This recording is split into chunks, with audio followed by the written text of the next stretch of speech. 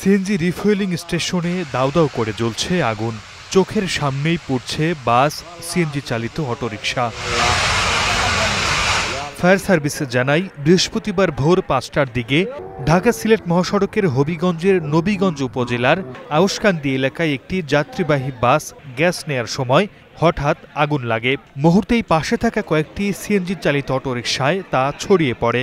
খবর পেয়ে নবীগঞ্জ ও হবিগঞ্জ থেকে ফায়ার সার্ভিসের ৩টি ইউনিট প্রায় ২ ঘন্টার চেষ্টায় আগুন নিয়ন্ত্রণে আনে।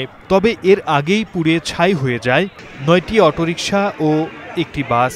বাসটার ভিতরে যখন নাকি রিফিল করতেছিল, যাত্রী খুঁটি থেকে এখানে আগুন লাগার পরে এখানে ৯টা সিএনজি সহ বাসটা ক্ষতিগ্রস্ত হয় এবং এইটার যে শেড আছে, ২টা ডিসপ্লে বোর্ড আছে, বোর্ডগুলো ক্ষতিগ্রস্ত।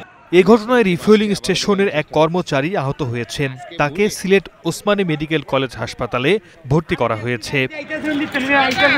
Desk report, star news.